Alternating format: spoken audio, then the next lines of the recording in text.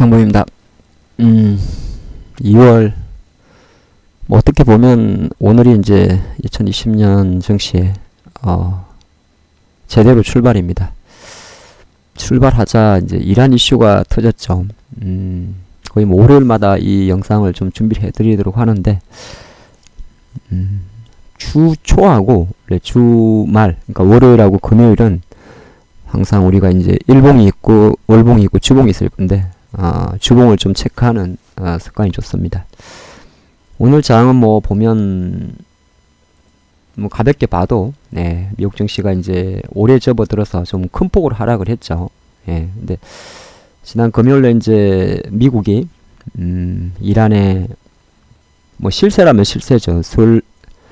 수알레만인가 뭐 사실 그쪽 사람 이름이 좀 어려워서 입에 착 달라붙진 않는데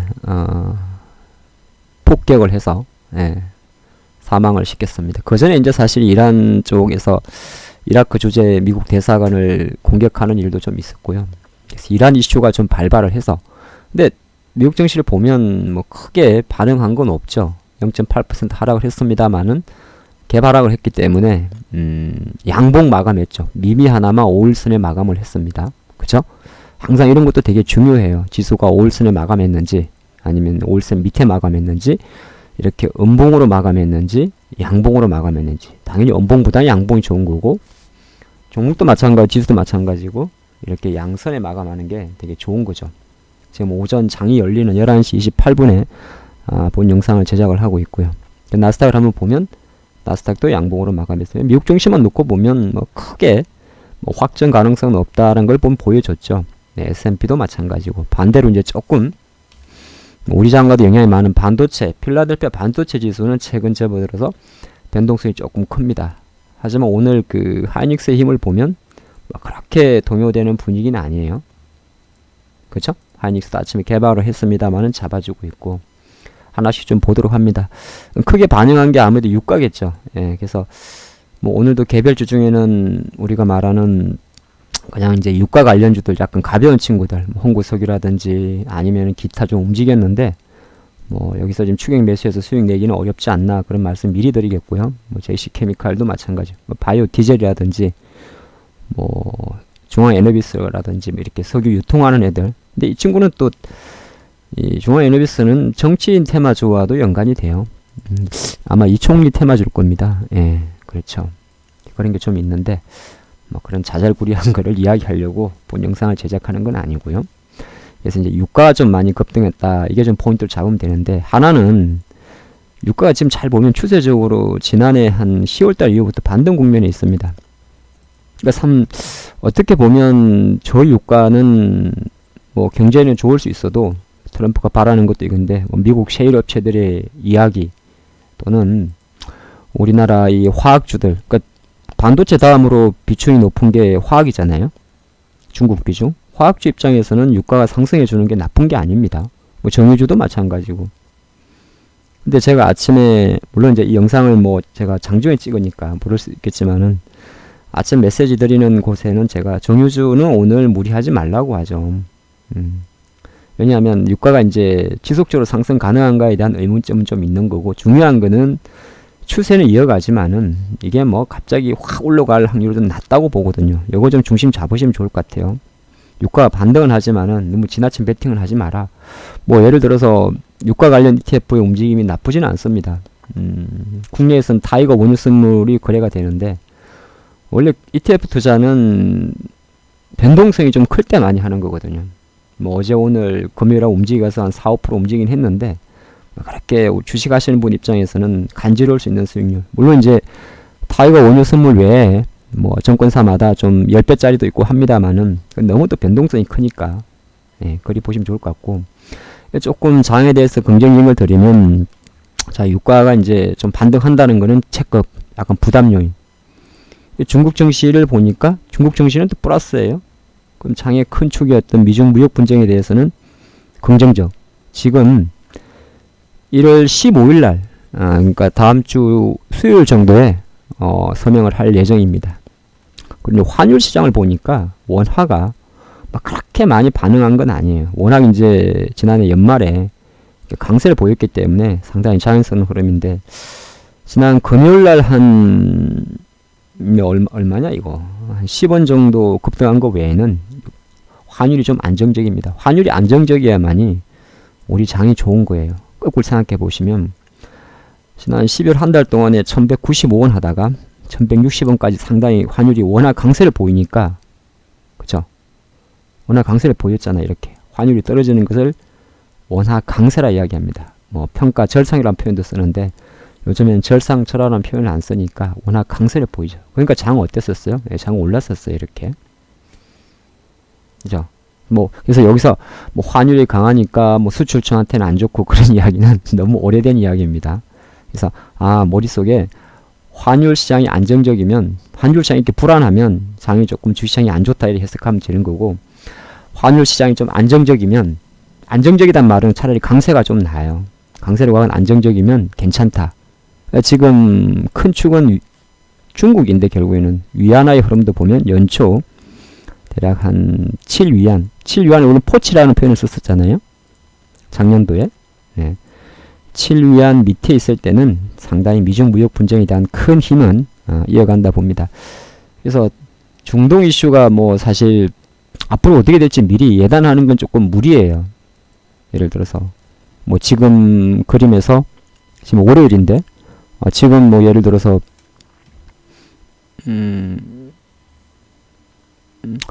어디 갔어? 지금 나머지 지수 다 괜찮고 하다고 해서 당장 오늘 밤 미국이 한 번 더 빠질 수도 있으니까 뭐 완전 이걸 가지고 됐다 이렇게 표현하는 건 조금 그렇습니다만은, 아직까지 보여준 시장의 힘은 위안화라든지 뭐 지수, S&P라든지 나스닥이라든지 반도체를 보면 뭐 여기서 우리가 뭔가를 좀 심각하게 고민할 때는 아니다. 뭐 언제 고민합니까? 이렇게 장대음봉 때리면요. 그럼 좀 늦는 거 아닙니까? 예, 늦어도요. 그래도 주식은 확인하면서 대응할 필요가 있습니다. 그래서 외부 변수는 그렇게 나쁘지가 않아요. 외국인도 주식을 팔진 않아요. 예, 오히려 정기전지 업종에 대해서는 아마 매수를 하고 있죠.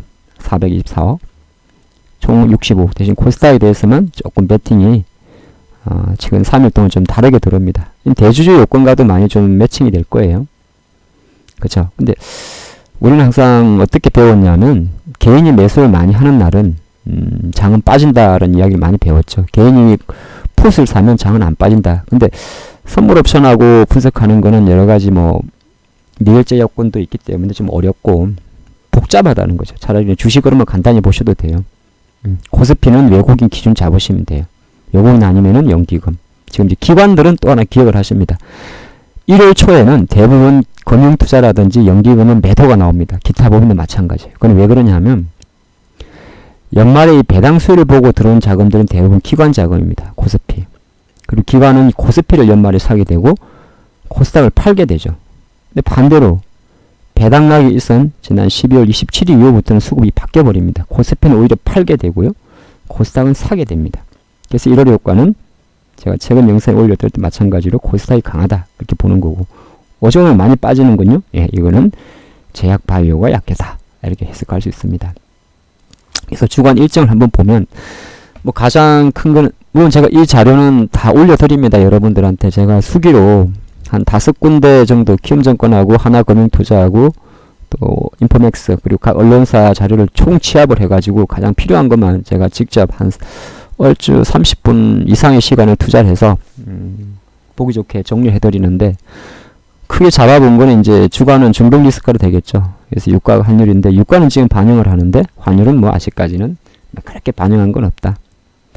달러가 좀 강세를 가고 엔화가 좀 강했던 거는 금도 좀 오른 건 있긴 있는데 그게 뭐 우리가 뭔가를 크게 고민할 정도는 아니었다 보면 될 것 같고, 7일부터 이제 미국 시간이죠. 예, 7일부터 CES가 열립니다. 하단 일정에서 한번 보겠고요. 그리고 저는 모레 아니면 내일 정도에 삼성전자, LG전자 두 기업 실적 발표 추정치가 발표가 됩니다. 근데 4분기 실적 추정치는 뭐 크게 중요하진 않는데 개별 기업들 봤을 때는, 다만 삼성전자이기 때문에 중요하고요. 이번 주 마지막 주에는 미국의 고용 동향이 발표가 됩니다. 지난달 미국의 11월 고용이 워낙 잘 나왔기 때문에 과연 이번 12월 달도 잘 나올지 좀 체크를 해봐야 되는데, 보통 12월 달도 그냥 잘 나와요. 그럼 왜 그러냐면 이 연말 소비 때문에 이 파트타임 이런 거 쓰는 거 있잖아요. 일시적으로나마 이 유통이나 쇼핑에서 파트타임 근무를 좀 하는 경향도 있어요.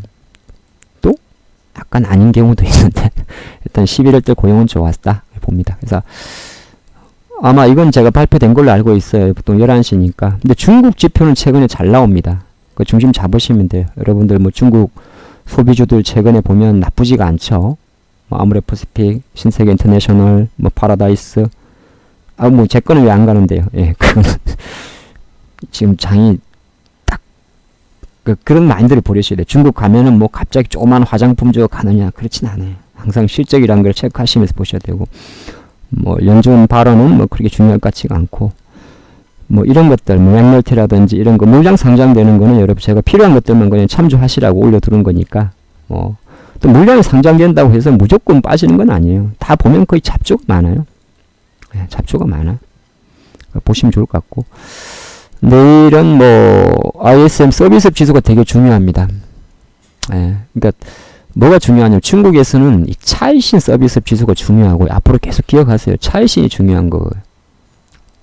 국가 통계에서 발표하는 거 말고 차이신이라는 조사 기관에서 나오는 게 있고, 미국도 ISM에서 발표하는 이 서비스업 지수가 중요합니다. 그건 왜 그렇죠? 미국 소비의 70%가 소비라서 그래요. 지난 금요일날 미국의 12월 ISM 제조업 지수가 10년 내 최저치가 나왔는데, 그래서 아까 미국이 조금 빠진 것도 있어요. 금요일날. 근데 제조업 지수는 미국에는 크게 중요하진 않아요. 뭐 나쁘다 이야기보다는 얘가 만약에 별이 5개를 준다. 5개 중에서 지표의 중요도에서, 그럼 얘는 제조업은 한 2개 정도 줍니다. 근데 미국이 12월 달에 제조업 지수가 나쁘게 나왔던 거는 제너럴 모터스의 파업하고 보잉이 좀 부진해서 그래요.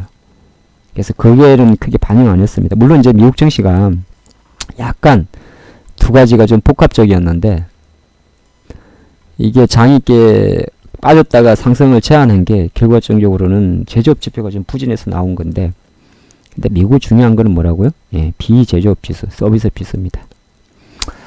아시겠죠? 그래서 이게 이제 내일 이제 뭐 거의 자정 넘어갈 때 한국 시간으로는 보통 얘네들이 자정에 발표되니까 우리 시각으로 뭐 수요일 날 우리 장에 반영이 되겠죠. 그거 보시면 되고요.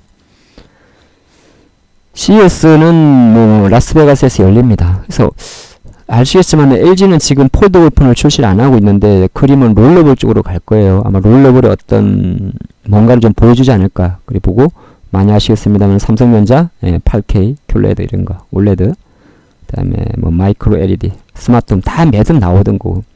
자율주행은 오늘 라닉스라든지 몇 개 종목 움직이는데, 우리나라 국토부에서는 올해 하반기 정도면 레벨 3까지는 가겠다. 레벨 3는 이제 운전자가 운전대를 잡을 수 없는 걸 말합니다. 지금 나오는 신형 그랜저에서도 레벨 2 정도는 재현이 되고 있어요.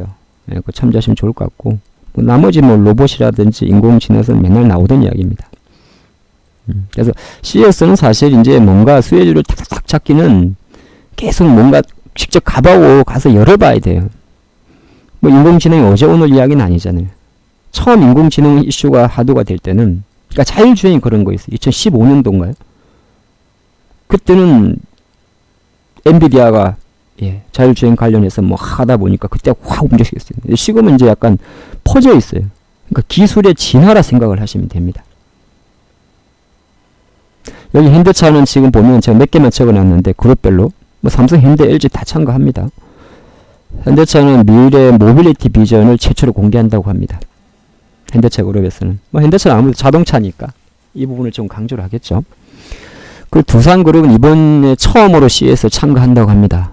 두산이 뭐 드론이라든지 로봇 기술을 좀 선보인다 그런 이야기가 있고요. SK이노베이션은 이제 정유회사 하면서 배터리잖아요. 그래서 많은 한 5개 이상의 계열사에서 뭐 SK인사이드라고 캐치프라이즈를 채워가지고 뭐 전기차라든지 친환경 소재를 지원한다고 합니다. SKC가 연료 전지박 하는 건 아시잖아요. 제가 그래서 SKC를 계속 보라고 말씀을 좀 많이 드렸죠. SKC. 작년에 많이 올랐는데, 뭐 딱 저도 5만에 살까요? 그건 자신 없는데, 일단 보라는 거는 항상 가심 종목에 올려두라는 거예요. 그건 타이밍에 대한 미세한 조정은 뭐 해서 월봉을 보고 조금 기다린다든지, 약간 저는 기다리는 게 낫겠죠.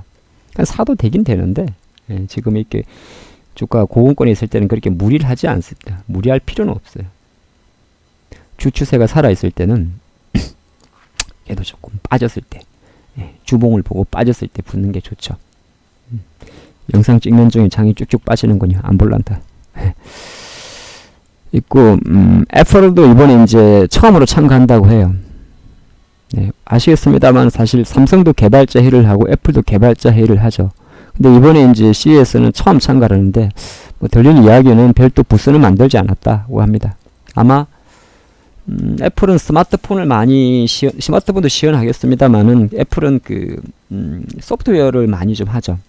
그러니까 애플과 삼성의 가장 큰 차이점이, 애플 스마트폰 누가 만듭니까? 삼성전자가 만들어요. 어떻게 보면 얘네들이 팹리스고 얘네들이 파운드리가 되는 거예요.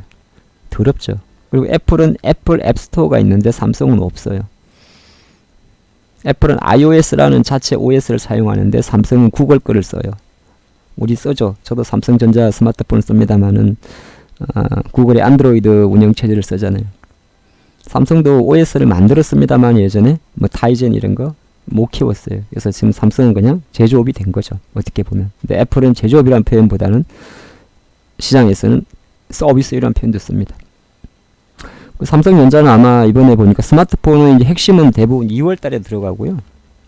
뭐 폴더블 1에서 2월에 이제 2월에 MWC라는 게 있어요. 아마 2월 24일부터 할 것 같은데 스페인에서 요때 이제 뭐 2세대 폴더블 또는 갤럭시 S 11 근데 11이라는 숫자를 안 쓰고 지금 시장에서는 20라는 숫자를 쓴다고 해요. 어쨌든 여기에서는 아마 작년에 나왔던 갤러트의 라이트 버전을 아마 좀 보여준다 그런 이야기가 있습니다. 폭에 뭐 이 CES에서는 가전은 그렇게 중요하지 않아요.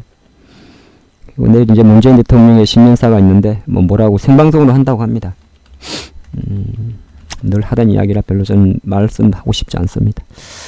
나머지 시너지 이노베이션, 뭐 텔콘 이거 비버전 때문에 박살났죠. 예, 물량까지 나옵니다. 필링코도 잡주고 뭐 굳이 말할 건 아닌 것 같고, 수요일은 ADP 취업자 변동성은 뭐 크게 중요하지 않아요.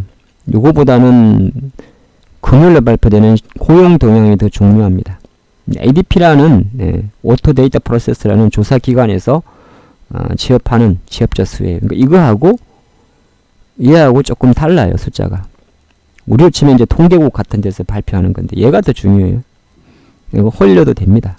물론 이제 ADP가 잘 나오면 미국도 10월달도 잘 나온다를 추정을 하는데 꼭 그게 잘 나왔다고 또 저게 잘 안 나오고 그렇진 않아요. 그냥 참조차만 보는 거고. 세상에 김정은 생일까지 알아야 됩니까? 4월 8일이 김정은 생일이라고 합니다. 지금 도발하기는 좀 어렵겠죠. 예, 아마 쫄고 있을 겁니다. 이란에 폭격을 한 걸 보고 대부분 시각이 그러니까. 그래서 경협주 빠지는 것도 마찬가지죠.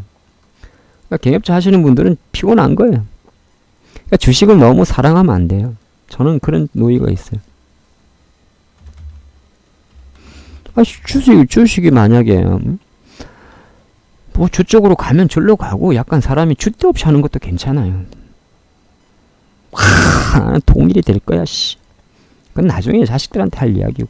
어떤 시세가 이렇게 크게 나와서 빠지잖아요. 그럼 짧게 대응을 해요.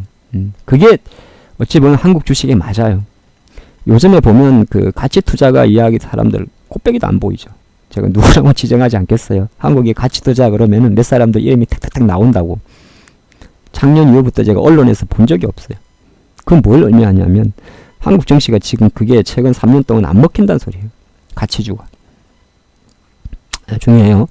자, 삼성전자는 내일 아니면 모레라고 합니다. 그래서 4분기 컨센서스는 대략 6조 4천원까지 보는 데가 있더라고요. 요 정도인데 2분기보단 안 나왔죠. 3분기보다는. 왜냐면 삼성은 3분기가 7조를 넘었었으니까. 7분기가 3분기가 7조 7천원 엄청 잘 나왔었는데 거의 작년 4분기가 10조라는 걸 생각을 하면 조금 낮을 거라고 해요. 근데 그렇게 중요하진 않아요. 오래 좋을 거라 보는 거기 때문에 그래도 잘 나오면 좋겠죠. 잘 나왔다는 말은 뭐예요? 반도체에서 잘했다는 이야기예요. 그죠? 그리고 IM 부분에서 잘했다는 이야기예요. 이거 좀 중요하게 보셔야 될 것 같고, 뭐 유니트론텍 CB 상장은 이건 자율주행 관련주인데 32만 주면 작은 물량은 아닙니다. 그리고 9일에는 트럼프 재선 집회가 이 오하이오주에서 시작한다고 합니다. 올해 첫 대선 집회라고 하고요. 이 오하이오주는 미국에서 약간 경합지라고도 이야기를 합니다. 그러니까 민주당하고 공화당하고 약간 표심이 갈리는, 그러니까 상당히 중요한 데죠. 예, 그런 데란 이야기를 해요. 물론 이게 이제 직접적으로 우리한테 영향을 미칠지는 아닙니다만은 일단 이벤트 차원에서 있고, 뭐 이번 주 중에서 가장 중요한 지표는 아까 위에서 살펴봤던 미국의 ISM 서비스 지수하고 다시 중국 지표로 갑니다. 예, 소비자 물가지수, 생산 물가지수. 결론만 말씀드리면 지표가 잘 나와야 됩니다. 경기 침체 구간에는 물가가 낮은 거는 악재로 해석을 합니다. 그래서 물가가 높게 나오는 게 좋습니다.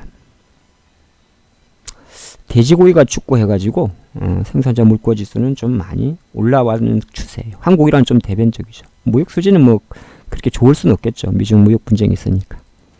그리고 첫 번째 옵션 만기일이 있습니다. 한국은. 그리고 뭐 윌리엄스, 블러드, 에반스 이런 연준 의원들의 연설이 예정되어 있습니다.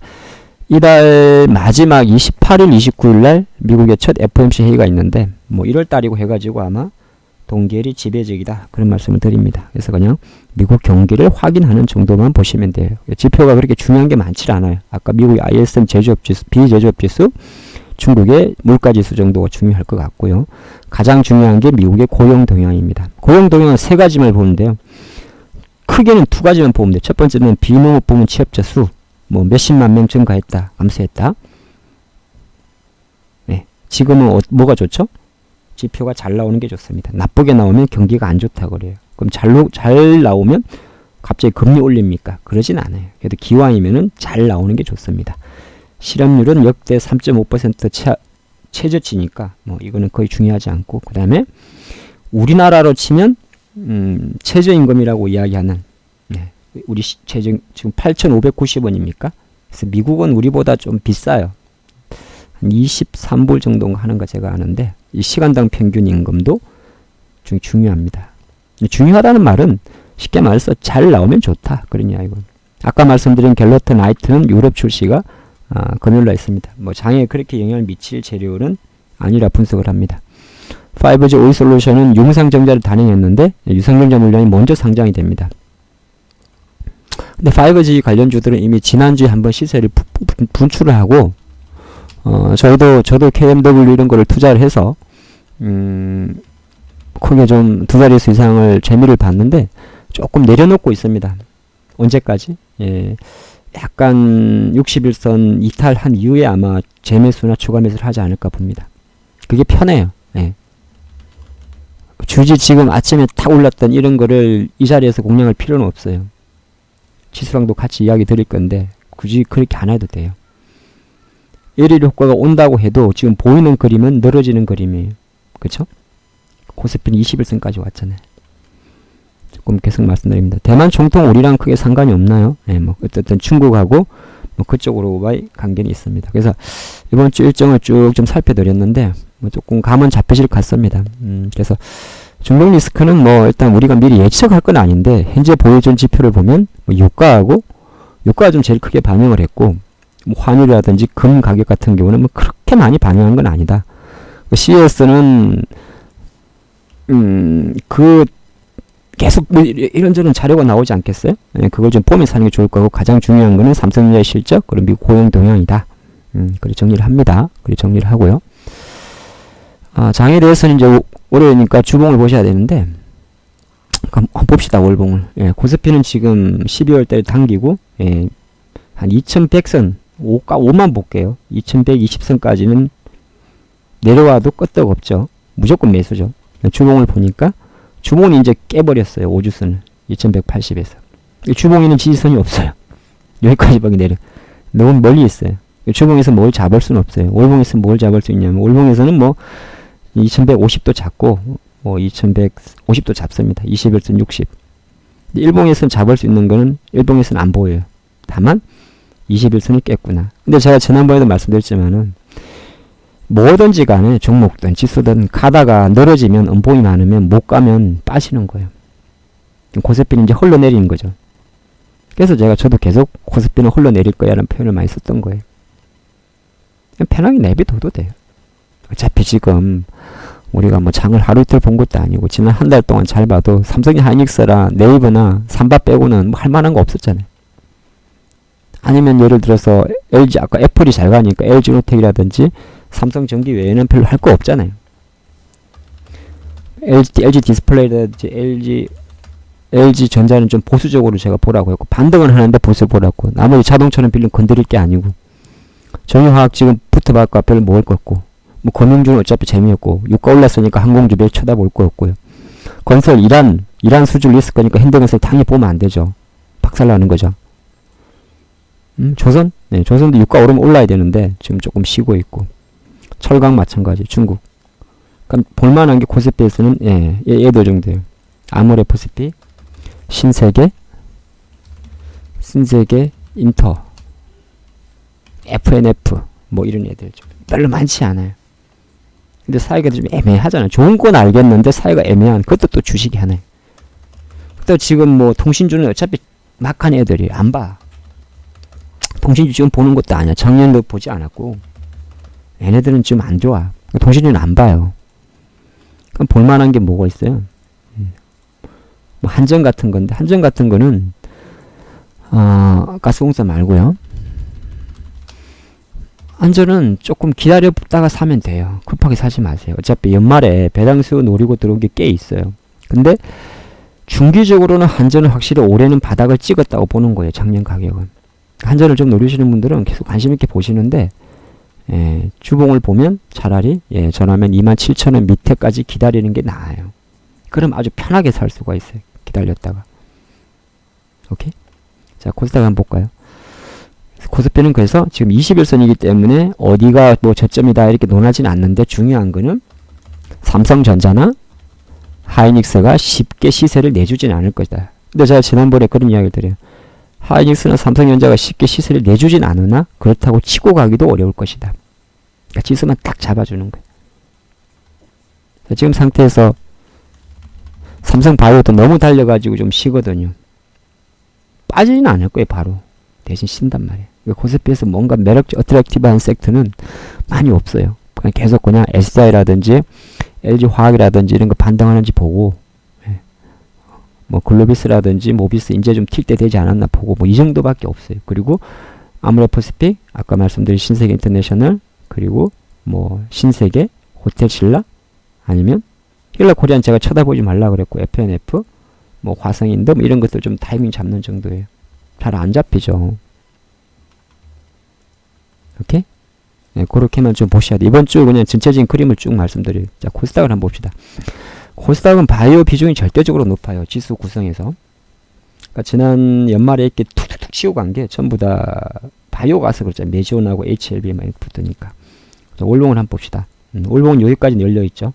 645선까지. 위는 못 갔으니까 밑으로 봐야죠. 645까지 열려있고, 주봉에서 보니까 이제 딱 멈췄죠. 655. 그럼 일단 오늘은 코스닥은 한번 입지를 해볼 만한 자리예요. 그죠?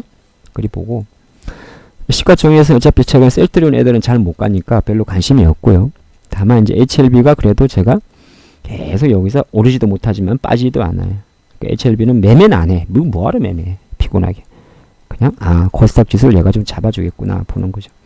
그렇다고 CGENM이라든지 이런 애들은 뭐 별 매력 없잖아요. 꼭 프로듀스 101 아니다 그래도 별로 매력이 없어요. 재미없는 주식이야. 스튜디오 드래곤도 별로 재미없어요. OTT 어쩌고 한 거는 지난해 연말에 한번, 저도 투자했었습니다만 연말에 한번 넷플릭스 어쩌고 한 거는. 근데 원래 미디어주는 그렇게 어떤 이슈 있을 때 잠깐 하고 마는 섹터예요. 별 재미없죠. 헬릭스 미스도 어차피 잡주니까 뭐 거의 HLB랑 같이 보면 되고, 그죠? 메이톡스는 보면 안 되는 주식이고, 휴젤 같은 보톡스 쪽도 옛날 같지 않아. 이게 그렇게 매력적인 건 없어. 그러면 결국 KMW 같은 거는 조금 기다리셨다가 한 5만 뭐 3, 4천 원 밑으로 내려오면 그때 다시 보는 게 낫고요. 그리고 파라다이스 같은 경우는 이제 중국주니까 당연히 코스닥 지수랑 같이 분할 매수를 논해도 되는 자리예요. 왜?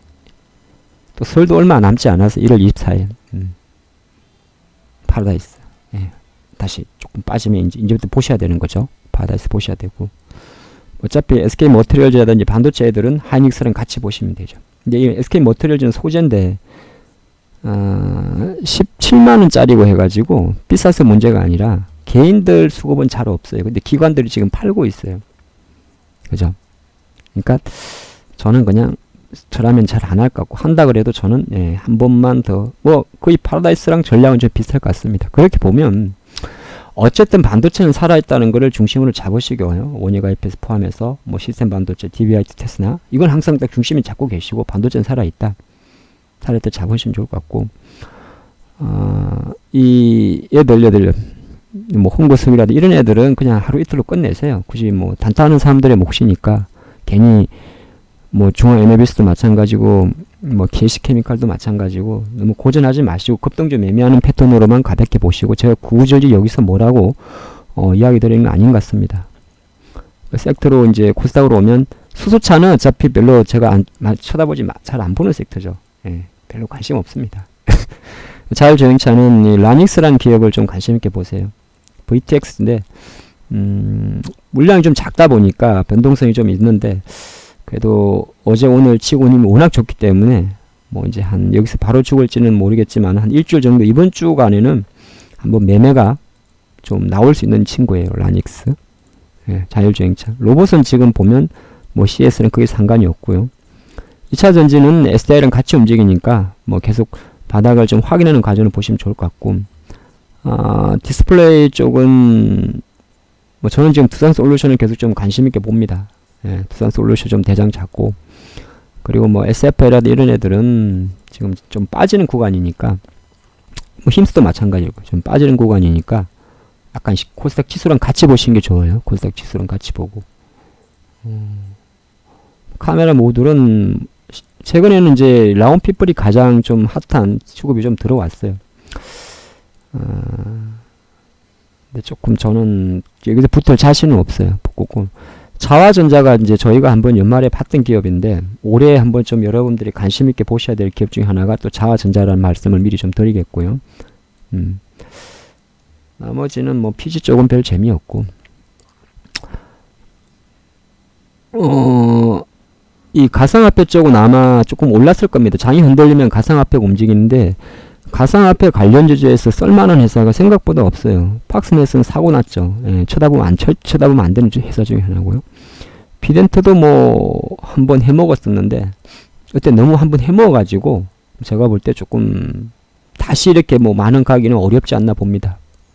어렵지 않고 뭐 SBI 인베스트먼트 이런 애들도 그냥 단발적이에요. 근데 왜냐면 가상화폐가 여기서 바로 간다는 생각을 안 하거든요. 그걸 중심을 잡으시면 좋을 것 같아요. 근데 전체적으로 지금 보면 바이오가 좀 못 가죠. 바이오가 못 가. 그러니까 장이 빠져도 바이오가 못 가는 거. 요거를 조금 중심으로 잘 잡아주시면 좋을 것 같아요. 장이 빠져도 바이오가 못 간다. 지금 움직이는 몇 개 종목들, 뭐 KPS라든지 TS라든지 라운피플이라든지 보면 뭐 라파스라든지 라파스는 바이오는 아니에요. 이거는 조금 의료 헬스케어 쪽이고 약간 바이오는 별로 없어요. 그래서 쭉 중심을 지금 제가 한 30분 정도 이렇게 샤샤샤 이야기를 드렸는데 중심은 잡고 계시면 좋을 것 같아요. 코스닥은 655선에서는 그래도 어느 정도 베팅을 할 만한 자리고 코스피는 조금 늘어지는구나. 근데 반도체 IT는 살아있구나.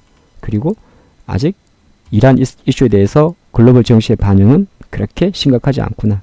역시나 시장의 큰 축은 미중 분쟁에 초점을 맞추는구나. 다만 전체적인 수급의 힘은 약구나. 이렇게 좀 정리하시면 좋을 것 같아요. 쫙쫙쫙쫙 뭐가 정리가 되죠. 충분히 정리가 됐으리라 보고 이번 한 주도 상당히 좀 익사이팅한 한 주가 되시기를 믿어 의심치 않으면서 이만 마치도록 하겠습니다. 감사합니다.